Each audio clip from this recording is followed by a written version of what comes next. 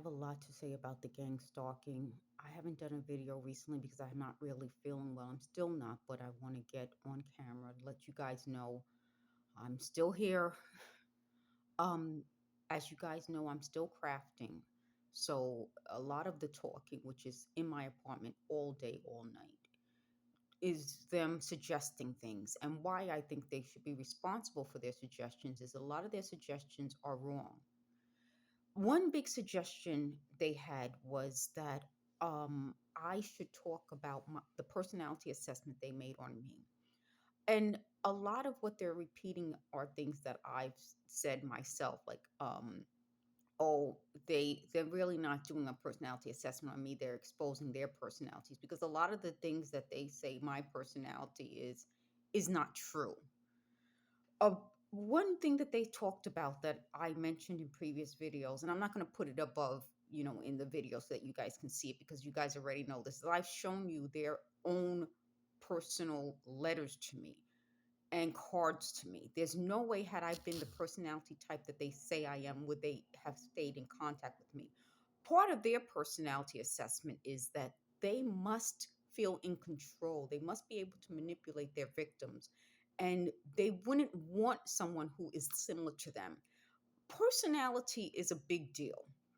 If you are in a relationship with someone who is very demanding, manipulative, controlling, they want someone that they can sort of break down, which is why they just said age difference, which is why they target specific people. So when they're talking about how they targeted me when I was a little girl, and don't you remember when you were 5 and when you were 6? They couldn't have been 5 and 6 with me. So they were older than I am. And their memories and view of the world would not be that of a 5 or 6 year old. That's something that is so important about their personality that I don't think they realize them talking 24/7 exposes. They've exposed themselves to everyone in the world at this point. How they can't see the world from anyone else's point of view except their own. So if they felt this way, then I felt this. I'm 5 or 6 and I felt this and I knew that and I should know better. I'm a child.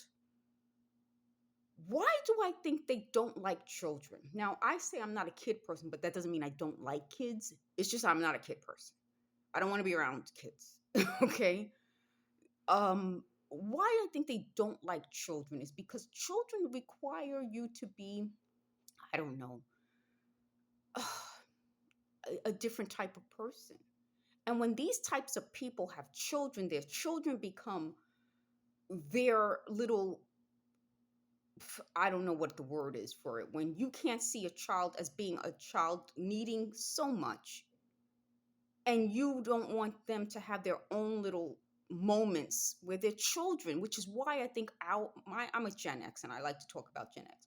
Why I think my grandparents' generation cared so much about us children and wanted to give us childhoods and let us make mistakes and let us play and let us just be children.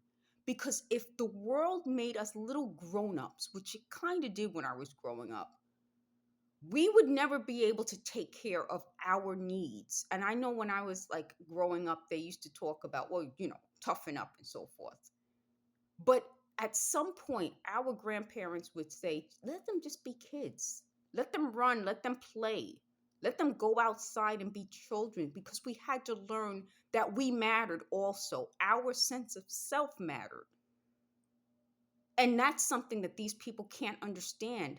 Their sense of self is the only thing they can see in this world. So their children become like, they try to project their view of the world onto me as a child. And even me as I'll be 52 December 5th. As a 52-year-old, I'll just say. And they can't understand that a 52-year-old woman with her own life and mind